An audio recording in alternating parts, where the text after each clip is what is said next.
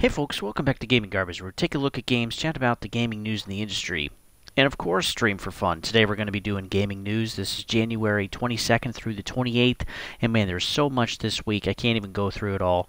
I got about 2.5, 3 pages full of stuff, actually 3 full pages of stuff that we're going to go through, and we're going to go through a lot. We're going to have an update with PalWorlds here. We're going to have an update too with some more with Microsoft. We're going to talk about how the Pokemon Company and Nintendo has responded to PalWorlds. PalWorlds is going to be a big one. There's a bunch on that. We're also going to talk about 100 Star Games, which is a new studio. We're going to talk about a YouTuber going after Ubisoft with suing them, which is interesting. I hope the guy wins. We're also going to look at a survey of what devs are focusing now on for a platform to make their games on. We're going to talk about the finals, Halo Infinite. We're also going to talk about Like a Dragon Infinite Wealth, which just released 3 days ago.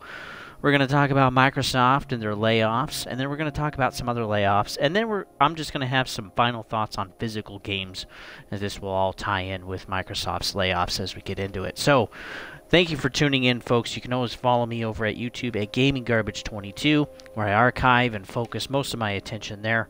Also, if you have any suggestions, you can please go ahead and send them as a whisper on Twitch at Don't Tread on Thee, and you can follow me there too. While I'm actually playing games and stuff, I take a look at the chat and interact with you guys as I can. But for things just like this where I talk, I don't bother taking a look at it. But hey, you would get it on Twitch first. That's a true story. So hopefully you guys are doing well. We're finally over our crazy cold spell, but you guys are still having it in some places. But yeah, hang in there. Just pay attention to what's going on. Well, let's go ahead and get on with the news. So PalWorld has sold 8 million copies now on Steam. Just on Steam in 6 days, which is crazy. This doesn't include Game Pass users, which I've seen on my friends list. Tons of people have been playing and still are playing. Not as many as initially, but this is a previewed game, and this game is only 6 gigs in size, at least for Xbox. So far, Pocket Pair, the developers and publishers, they've made over $200 million just on Steam so far. They also get paid with having it on Game Pass as part of the contractual agreement with Microsoft. So yeah, they're making some good money right now as an indie developer. So far, looking at Steam charts, they've had over 2 million peak players so far, and that's number 2 with with PUBG being the highest. They got 3 million peak players at any given time, but yeah, 2 million. I looking at it today, it's 2.1 million players, and that beats out Counter-Strike by several 100,000. That's Counter-Strike 2. Since the game has been so successful, Pocket Pair has talked about updates that are coming to the game. So, of course, they're going to continue to do improvements. They're going to continue to work on stability, but they're going to add some things, too, as this game blew up way bigger than they thought it would. But they're going to add PvP for the players. They're going to add raid bosses. They're going to have a pal arena where your pals can fight each other. And I don't think just for you, but also other players' pals, right? There's also going to be crossplay in the future between Steam and Xbox players. There's also going to be server transfers and migrations. There's going to be improvements and additions to building. There's also going to be new islands to explore, new pals. So far we have 111. They're going to add more to that. They're probably going to double or triple it over time. There's also going to be new bosses, new technologies to grind for, to get with blueprints, etc., and to add into your tools or building or whatever. Then there's also going to be mini improvements. So they're very looking kind of like long term. They see the game has a ton of hype around it, a lot of excitement. And two, this is a game that has been innovative that I think a lot of us kind of Pokemon folks have been looking for. Pokemon, let's be honest, it hasn't really innovated much in the last 3 decades. It's pretty much been the same. Yeah, Pokemon really hasn't changed very much. And, you know, honestly, they didn't have to. With Nintendo being how it is, no one's really willing to take a stab at making anything remotely close to what they create, right? We're talking Legend of Zelda, Donkey Kong, Mario, Pokemon would be a part of that, etc. Nobody wants to get even close to their IPs because Nintendo, since they're in Japan, well, they don't have fair use laws in Japan. So, I mean, you can basically go after whatever you want. And of course, if it's a direct interpretation or representation, then yeah, you can go for that. But, you know, here in the States and other countries, we have fair use. And so there's a little bit more legwork to be done. But Nintendo usually doesn't have to do that. And they have a reputation anyway, going after just about anybody that has their game on some third party whatever that they don't control directly. And YouTubers have gotten the taste of that, so along with maybe a few companies that have been willing to try. But we've never seen a company this blatant before, just saying, hey, we're basically going to make a catching monsters open world game with base building and survival features. And, you know, this is what players want. This is what they want them to go for. And we're going to make it. And, you know, basically come after us if you want. Now, this game was announced in 2021, I believe, with a trailer, which I was super excited for in 2022. We got to see a little bit more in 2023, not a ton.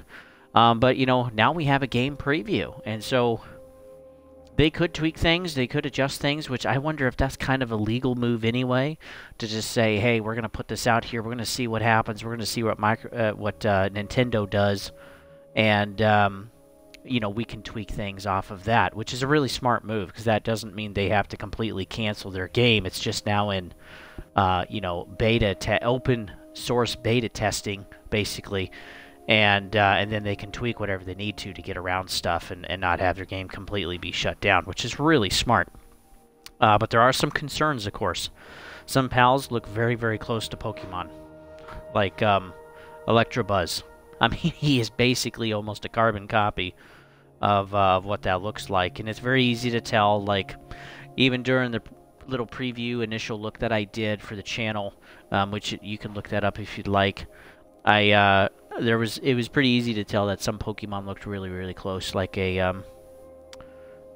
an Eevee, you know, or something like some of the other Pokemon. I don't know the new Pokemon per se. Some of you guys probably do, but some things look very, very close. And with people that are independent animators, you know, they're taking a look at some of these Pokemon and they're like, look, they could have literally ripped the model and then just adjusted and changed some things. And some of the programs today actually make that very, very easy. And, you know, that could be definitely an issue with plagiarism on Pocket Pair's part, but again, that has to be proven. Again, things look very, very same. Even like the same kind of color palettes for some of the animals look very, very similar. But again, it's like you can patent an IP. So if it's a direct representation, like what somebody did, Toasted made a mod for PalWorlds already, which changes everything into basically real Pokemon, and you can play as Ash Ketchum. And Nintendo was like, yeah, right away, we're not going to allow that. So he's enjoying that on his channel, unfortunately. But Nintendo so far has only released a statement saying they're going to look at this game, PalWorlds, basically, that was released in January of 2024. They're going to do an investigation, and they know about it. They've had a lot of requests to look into this or to actually say something on it. So they've made a statement, and that's as far as it's gone so far. So, but Nintendo needs to be careful, because they also need to make sure that all of their ducks are in a row if they're going to take this to court, because this could also make them look very, very bad. So PalWorlds is huge, right? I mean, we're talking 8 million copies in 6 days on Steam. That's nuts. That is flippin' nuts. And by the way, the price has already gone up a little bit. It went from $20 to $30, which isn't big, of course, right? That's basically a cup of coffee. But it's pretty insane. You know, they know there's major demand, and so does Nintendo. And if they botch this, if they basically piss off everybody by removing a game that they wanted Pokemon to be by now, then there's going to be some major backlash. And I guarantee you there'd be some people that, you know, the next Pokemon game would come out and be like, nope, I'm not going to buy it this time. Or I'm not going to pre-order it, or I'll wait for a sale, or I'll pirate it or whatever, which I'm not condoning that. And people will work around, and basically Nintendo, you know, it could cost them some money. So Nintendo has to be pretty careful with this. But, you know, the kid that did the PalWorld mods, he put a lot of work into that, of course. But, you know, that's already done. And subreddit, Reddit too, under the PalWorld mod subreddit, there's a warning already about, hey, basically leave this game alone. Don't make any mods that are representative directly from Pokemon or any of the characters in Pokemon or anything else, or like Team Rocket or something like that. Please just leave it alone, because Nintendo's already shown that if there's direct representations, they're going to come after you. So a lot of people are just working away with this. And again, we already talked about there's no fair use laws in Japan. I would like to mention, though, that From Software is also based in Japan. And there's definitely been some representations from the genre that they've made with Demon Souls, right? And with Dark Souls and Bloodborne and Elden Ring and whatever. But, you know, no, they haven't really gone after anybody. They also don't go after anybody that talks about the lore in any of their games or does any parodies or anything. They just leave them alone. Well, we don't usually have a lot of parodies of, like, Donkey Kong and Mario and, you know, Legend of Zelda or Pokemon for that example. There's maybe a few, but again, it's very, very minimal compared to what's out there with From Software games. And it just goes to show the type of company that Nintendo is, that, you know, they have built this entire empire since, like, the 80s of a lot of their games, and they're darn well going to preserve it and make sure that if there's any money to be made, they're going to get all of it. And so we'll have to see what happens with PalWorld. It's going to be very interesting. So far, there's been no legal action, just that statement from the Pokemon Company. And we'll have to see. But we've gotten to see, finally, that there's some innovation with kind of the idea of monsters, right? Running around and capturing them and being in this open world. There's been some huge innovations there for, like, a Pokemon-like game. And maybe Nintendo needs to actually step it up, which I think would be a good thing. That would incite some competition. What I don't want to see is Nintendo trying to totally squish PalWorlds down to the ground and make Pokemon Pair or Pocket Pair go broke. I totally don't want to see that. But if they had immediate evidence that they were being ripped off, they would have done it by now. In fact, they would have done it before even PalWorlds would have come out. So it tells me that Nintendo does not have a ton of evidence yet. So they are doing an investigation, but yeah, we'll have to see where this goes.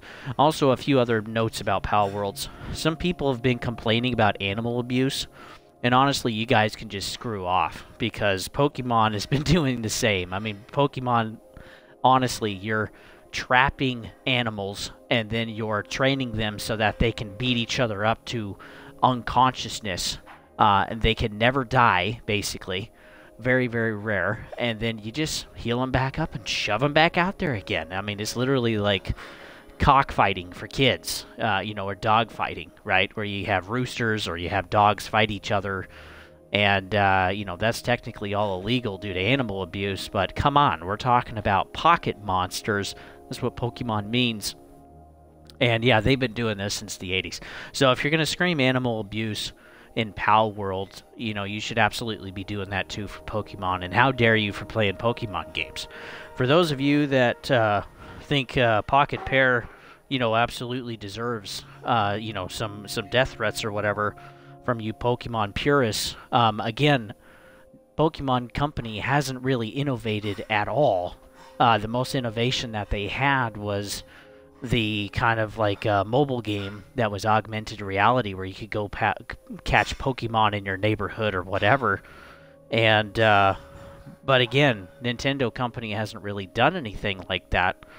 But Pocket Pair has actually created an open world environment that's pretty big. They've created boss fights. They've created a type of progression for your character, for your pals, for your world building, for you know, being able to co-op and everything. And they're going to add PvP on top of that and all of this stuff. And it's incredible just the amount of stuff they've shoved into this game. And people start to realize that as they play.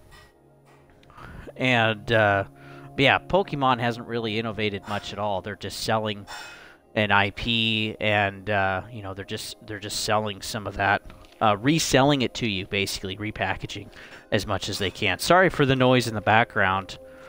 kids are up, and I don't usually like doing this stuff when my family's up because, yeah, it's too bloody loud. But, you know, oh well. It's part of being a parent. That's just how it is. So next we're moving on to 100 Star Game Studios. So this is technically around, I think starting at the end of last year or the beginning of this year.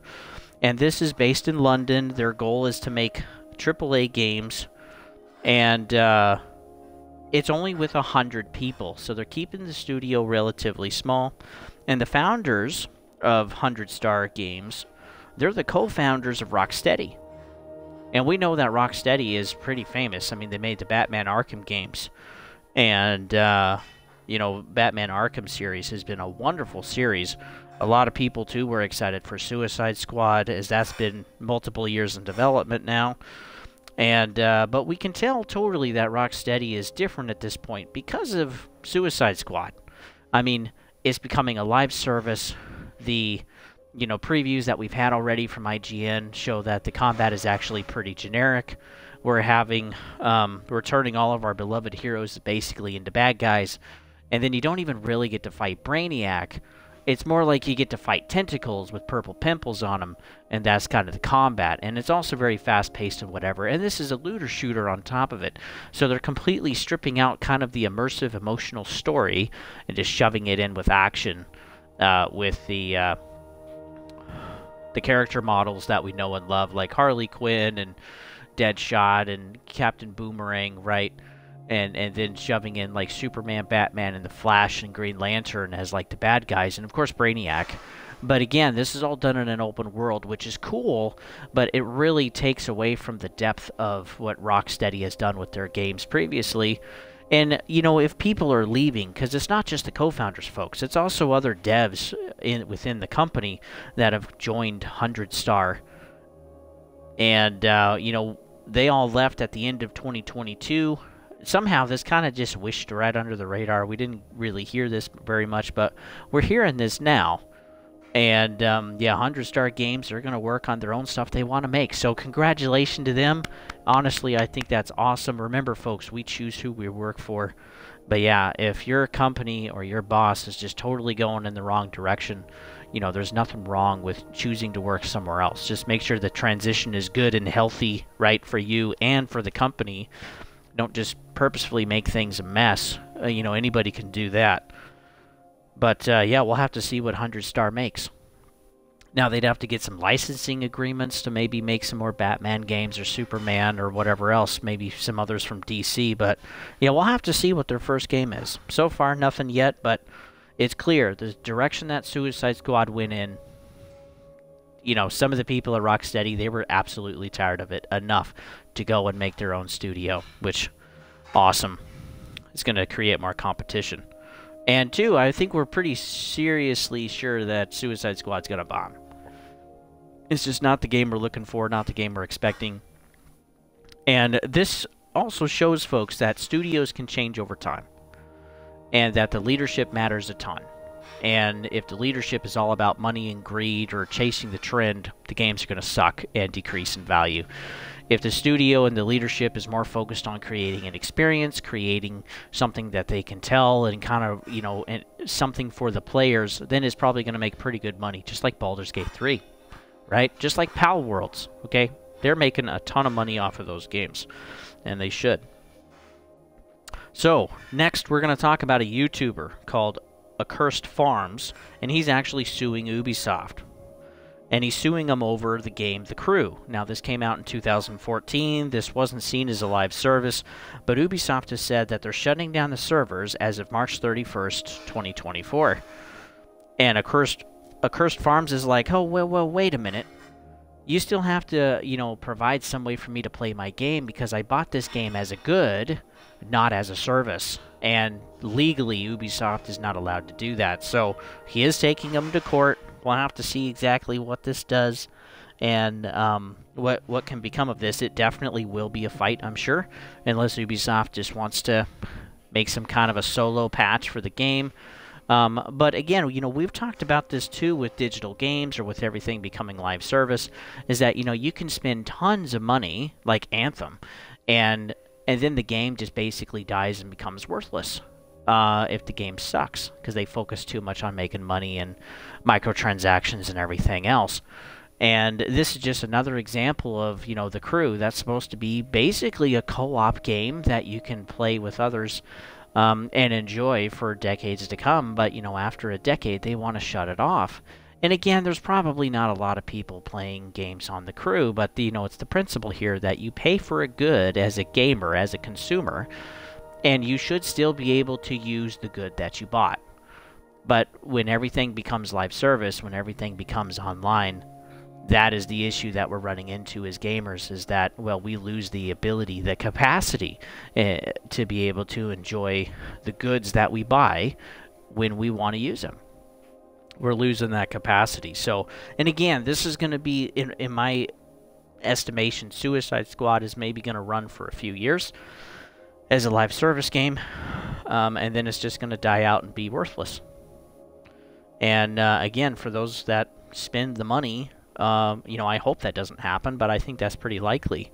But again, when those servers shut off, like Babylon's Fall or Anthem, or pick some other game, eventually the money that you spent, all of the things you bought, all of the microtransactions, all the current in-game currency, whatever, the super extra early access days that you bought for a few extra days of playtime to get it early, it's all basically worthless. It turns into nothing.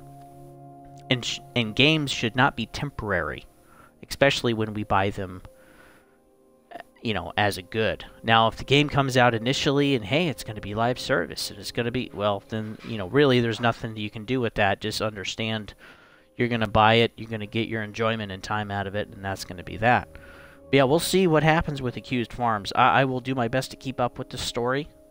But yeah, I'm really curious to see what's going to happen. And even what Ubisoft is going to say in front of a judge or whatever. But yeah, this is going to get started this year. Yeah, I wish them all of the luck in the world. Oh yeah, one minor note. Ubisoft says that they're shutting it down due to infrastructure costs. Basically it's not worth the servers, the amount of money that they're making on the game, and then also licensing constraints. And licensing constraints are another issue too. Because if you have to pay for every single little thing that's in your game, because it's a trademark or a brand or something else, or even the music. We got to see this with the, Knights of the Old Republic remake. They're like, oh yeah, we took down the teaser trailer, because we couldn't, we didn't re-up the licensing for the music of Star Wars, which is, we're literally paying for the most menial stuff. We are just the greediest bastards in the world, folks, to just try to squeeze money out of everything. I mean, this is even why Call of Duty now, all of their guns have just made up names because they don't want to have to pay the licensing for people, for the companies that own the Benellis and the Glocks and the MP5s and the G3s and M4s and everything else, and AKs, blah, blah, blah. The story goes on. And then, too, there's also litigation. So it's like, oh, my kid played this, did something horrible with that type of firearm in the game, and now I'm going to sue because, my child died from your gun or whatever, or from your knife or your type of, binary explosive, etc., fill in the blank. Or your car, for that reason, got ran over by a real McLaren or whatever. I mean, it's getting insane. The far-reachingness of legality is killing our society, folks. And this is just another example, too, of just like, the licensing constraints. Like, you gotta literally nitpick on every single little flippin' thing. And, like Call of Duty figured out, it's just easier to just call the gun something else. Or like EA figured out with FIFA, it's better just to make your own brand called Football Club and just rebrand the game as something else. And you can save, tons and tons of money. But yeah, this is the world we're living in, folks. And honestly, we're all a part of it. And every time we're wanting to get something out of it, out of somebody else or out of their relationship, we are part of this, principal problem. We really are. Let's see, next is a survey from the GDC. They asked over 3,000 developers which I'm assuming that's 3,000 developer studios or companies, and asked them what platform they're making their games for. 2/3, so that's about 66%, said they're making them for PC, which that is the biggest platform in the world, folks. That's 1 billion players by now. That's 1/8 of the world games on PC. 35% said they're aiming for the PlayStation 5. And then Nintendo and Xbox are lower than that. Very small numbers. So that's pretty interesting. I found that pretty interesting. And again, this is a platform that isn't a console, but it's more kind of universal, right? There's a lot more money into it. This is why Microsoft wants Game Pass to tap into PC, because there's tons of money there that they can reap the benefits from. And then, too, it's also cheaper to make games. So this is probably, a lot of devs out of that 3,000 are probably indie developers, or at least some of them are. But indie developers love to start on some type of, digital service or whatever, because they can usually do it cheaper, or maybe there's less hoops, or there's kind of like a little bit of assistance there, like Microsoft has with their Game Pass program for some studios, is that, they can actually get some financial and developmental help in making their game and finishing it up. But I just thought that was interesting. 66% of those devs are making games for PC. Will they eventually port over to console? Maybe. That's not a guarantee, but, we got to remember that console is not the focus. It's PC. And again, I think Microsoft has figured that out, and that's why they have PC Game Pass. So let's see, next on to... Oh, excuse me, folks.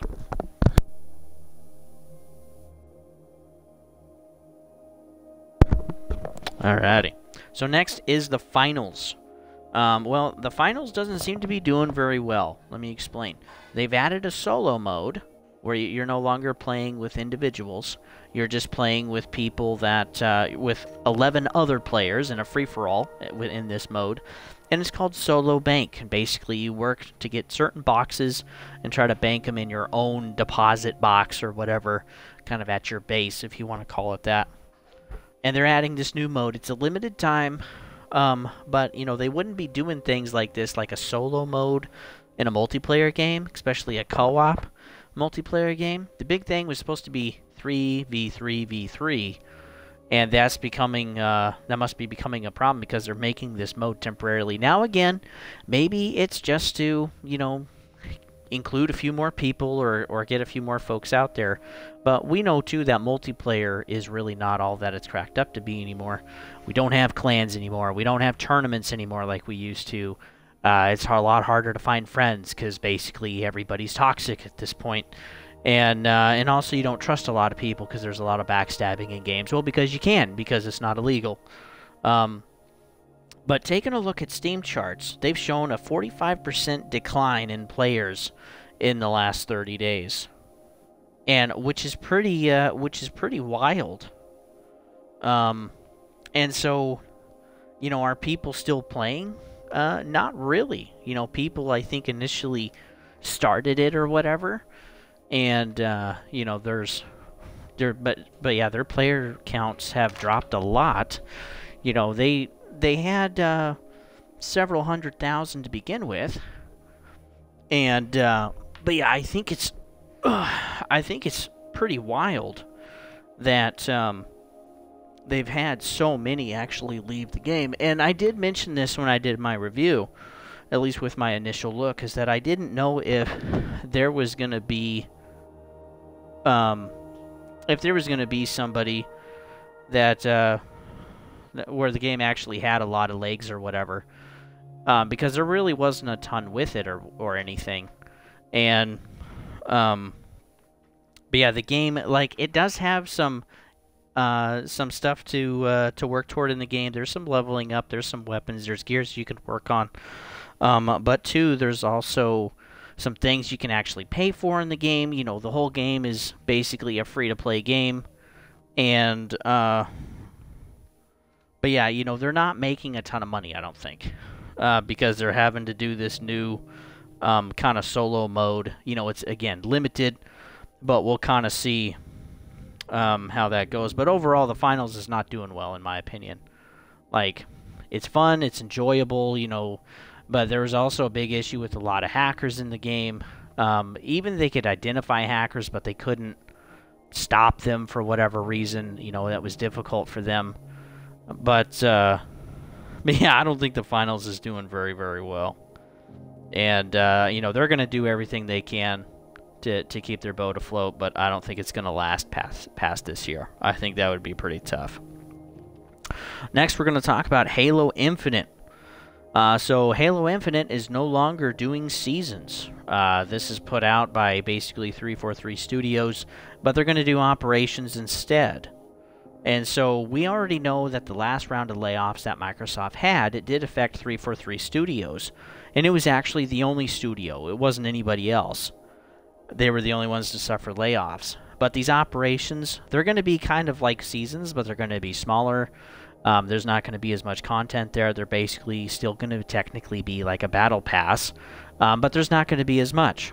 And these operations are going to continue to flow out. They're going to continue to do improvements for the game. But they're going to take some of the developmental power in Halo Infinite at 343 and put those teams to work on new projects. And so I think it's pretty easy to tell that, and to see the writing on the wall, that Halo Infinite is basically, you know, it's kind of done as a game. It's not going to last forever. You know, they're not going to keep it going. This whole thing of Infinite, you know, it's a great title for a satire of just how this has not been a good game at all. It had so many issues. It even had a season. I think Season 2 was like 10 months. It's just ridiculous, and they just did not execute it very well. And that's one of the issues, too, with live service, is that you have to execute it perfectly every single time. Or even like Destiny 2, you can bring down a game like that in just, you know, a quarter or a couple of quarters, you know, 6 months. And so Halo Infinite's going to be done, and we can look forward to some new projects coming in the future. So it's not like the servers are going offline. You know, they're still running. And some improvements have happened, which I think is great. I think finally they can get some traction and they're getting some stuff done on the ground or whatever. But I think, too, they know that they messed up.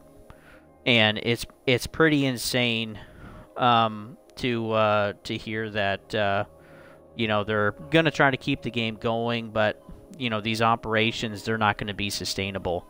And it's just like, too, like what we saw at Destiny 2.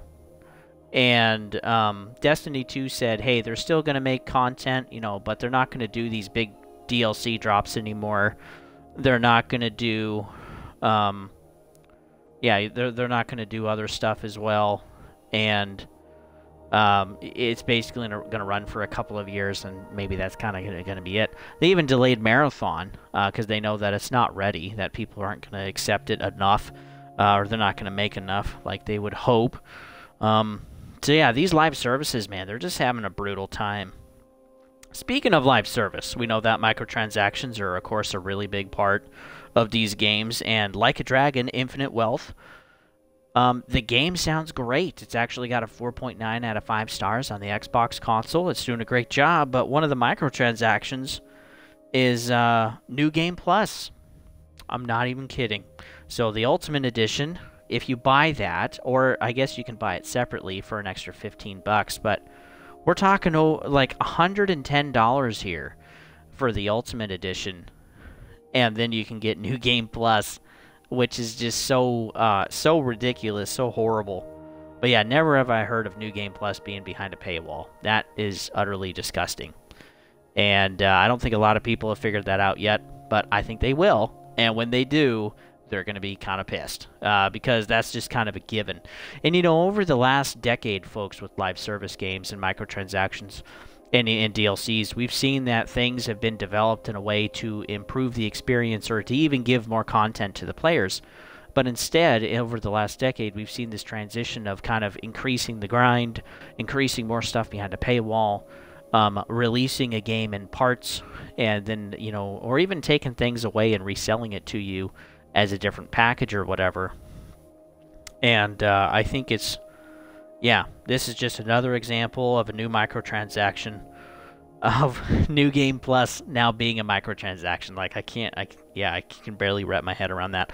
Also, the Ultimate Edition is going to have some retro karaoke soundtracks from previous games when they could just have that literally in the game itself. It just kind of reminds me of like Lord of the Rings Gollum, where they said, hey, if you want some really good voice acting, from actually one of the real actors in the movies, why don't you actually just pay for it as a microtransaction, and then you can get that voice acting in the game. And I think that's so incredibly stupid. It's just shocking. And so yeah, we just have more examples of just microtransaction garbage. It's the same too with like the seasonal fatalities for the holidays, with Mortal Kombat 1, that they wanted $10 for, and no game is going to stay $70, folks. No game is going to stay $70, and we know it. I mean, they're trying everything they can under the sun with early access, having you pay for 3 or 4 or 5 or 6 days early, which is ridiculous. It's your guys' money, but I mean, you guys are literally paying over $100 now for a game like Modern Warfare 3, when it's literally just recobbled trash shoved into a game that they want to sell you for $100. It's just mind-numbing, folks. It's so frustrating. So next, we're going to get into layoffs. Let's see, did I get through everything? I think I did. So Microsoft layoffs, they're looking now at 1,900 layoffs in their gaming divisions, which is pretty big. This is going to affect ZeniMax, Blizzard, Activision, and Xbox. These aren't going to roll out all at one time. These are probably going to be staggered, since it's such a big number. But this is also going to affect a survival game that was codenamed Odyssey. That's going to be canceled. Blizzard was working on that one, which that was, I guess, 2 years in development already, or maybe 3 years in development. We did get an announcement for it back in, I want to say, 22. But yeah, that's gone, so I mean, we're never going to really know about it. And then also we're going to see that several new projects are being made, that those devs working on Odyssey are going to move to other stuff. So we'll have to see what that works out to be. And then to the stuff at Xbox, their division of physical games is also going to be removed. And, well, not removed, but some of the people that work to make physical games possible at Xbox are going to lose their jobs. And so I think some of the writing is on the wall. Now, I don't think physical games are going to go away. As long as there's enough demand for maybe certain games, we're going to get there, to where we're going to keep some form of physical games. But we've been having this transition for a while. And I think it's sad that we're just having another kind of linchpin taken out out of physical games, and are now just making it to where it's going to be less and less likely that we'll have actually physical games. And I like physical games. I actually own it. I possess it. But again, we've had other issues too where, we know digital has been coming, okay? PC has already been there. There are no physical games left. They've already been there for years. Walmart is getting rid of all of their physical games by the end of this year across all of their stores. They're still going to have, cards you can buy, or in-game currency, or, controllers and headsets and stuff. They're still going to have that, but their physical games, they're going to be gone. They just had too many people stealing them. That's the issue.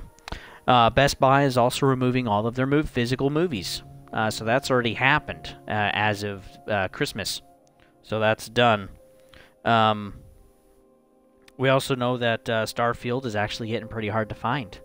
Walmart already removed basically all of their physical copies of Starfield off of the shelves. Whether that was a Microsoft decision or a Walmart decision or something else that affected that, we don't know.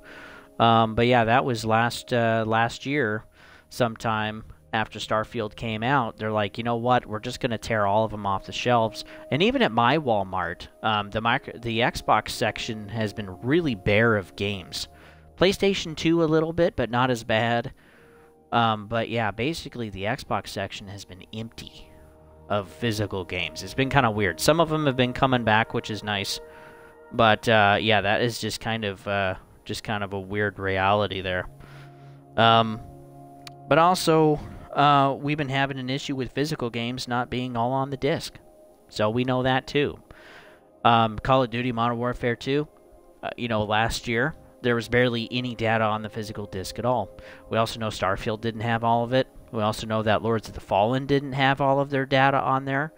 We know that it's pretty common to not have everything on the disc like it should be, like we would like. Baldur's Gate 3 is making sure everything is on the discs, which is wonderful. That is so nice. Also, Elden Ring did that as well. And I think Lies of P too, though I'm not sure about that one. But there's still a few companies that understand the desire to actually own all of the data, and that's what a physical game means to me. But, they're doing all of these changes, and eventually things are just going to be digital, folks. Someday, we're going to get a console where the only iteration is just going to be a digital-only console. That's what we're working toward. And with, PC already being there and showing that the service works with Steam and Epic Store and Battle.net and all this stuff, we already know that that's a possibility and that it works. We really have no one to blame but ourselves, ultimately. Because, we decide what we buy and when we buy it. And we're really the only ones to blame because we're the ones voting with our money. And we have voted that it's okay to have this insane amount of microtransactions, that it's okay to do early access for an extra 3 or 5 days, that it's also okay to not have physical copies. Like, we know that Hellblade 2 isn't going to have any physical copies, period. It's just going to be on Game Pass. And so we can probably start to see some day one exclusives start to become that way, where, if you want the game, you either buy it through the Microsoft Store or you have Game Pass. And I think that reality is coming. And the fact that, they're having some cost-cutting measures, removing employees from the physical games department, I think that is a reality that's coming. I don't think it's right away. Again, some of us have been pushing pretty hard, including myself. I like to buy the physical games, but I'm really seeing the writing on the wall. Only so long is physical going to be around. And for those of us that want to keep all of our physical games, and, well, eventually, they're going to break, or they're going to be classics, or they're going to be worth hundreds of dollars, or whatever, and we're not going to want to play them anyway. Or the hardware is going to break down because they also don't support the hardware anyway, or anymore. Or you can't find spare parts for it, or you got to start cannibalizing stuff. Eventually, physical is going to go away, no matter what. So, the games that I really want to own, where all of the, game data is on the disc, I'll buy those, okay? Like Baldur's Gate 3. That sounds great. Or Elden Ring. But the games where not all of the data is on there, or, it's a losing fight, folks, because there's not enough of us fighting back. And, maybe eventually we'll get to a point where we want to buy physical, but maybe it'll be too late by then. Maybe that's the reality. So, that's my 2 cents, folks. For those of you that are hanging on, awesome. But, here's a caveat, is that Cyberpunk made hundreds of millions of dollars, right? It cost them around $600 million to make, fix, and refund the game total, including all expenses. I did the math. And they still made they still made about 200 million, I think, give or take. And the studio made some other stuff as well off of some other projects. But Cyberpunk was their big one, and has been their big one. But I also learned that over 95% of the sales were digital. And that's not just the, Phantom Liberty DLC. That's the actual base game. The base game had 95% digital sales. And so that is the reality that we live in, folks. And I think with games that are bad or poor, hopefully they'll fix them in the future. But if a game comes out crappy, then digital sales are going to be the way that people go, because they're going to wait for a discount on the MSRP price and then they'll actually buy it. So maybe it's not a $70 game to them, maybe it's 50, or maybe it's 40, or maybe it's 30, or maybe they're going to wait for the DLC to come out, and then they'll just buy the, super fancy edition. But the reality is, folks, is that, we're willing to pay, there is a price tag to just have a digital game only. And unfortunately, that's what I'm finding out too with Tomb Raider 1, 2, and 3 remasters. That's coming out literally in a week. I'm so excited to show it to you guys. But there is no physical copy for that. It's just going to be digital. And so, I'm going to spend my $30, buy the digital, and leave it at that. So, kind of a bummer. We do know that the best physical sales so far with the data that's been out there publicly, whether legally or not, is that, through the Insomniac hack, which I'll still talk about this, of Sony versus Microsoft, is that we know that the Sony exclusives like Horizons, Spider-Man, God of War, and The Last of Us, or like Ratchet and Clank, they have amazing sales, physical sales, compared to digital. There's more physical sales happening than digital ones for the totality of the sale of their game. And so that's good. There's still some games that people really want to buy physical, but, with games that eventually get good, like Cyberpunk, or games that are kind of A or double A, people are okay with buying digital. And the companies know that. They see the sales data, and regardless of what we'd like to think, it's our fault. It really is, because we don't have to accept what the companies are selling us. It's us deciding to purchase. And, let that be a lesson too. Whether it's video games, some other hobby, whatever, if you feel like you're broke or you don't feel like you have enough money, then stop spending it.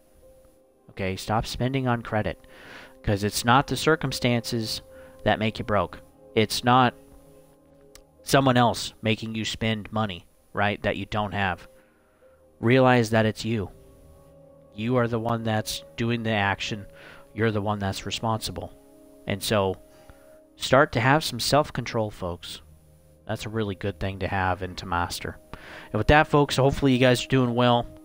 Things are still pretty busy and chaotic, as you heard throughout the stream today, the video today, with gaming news. But hey, that's okay. I pushed through and I got my gaming news done. But you can always follow me over at GamingGarbage22 over at YouTube, and also at Twitch at Don't Tread on Thee.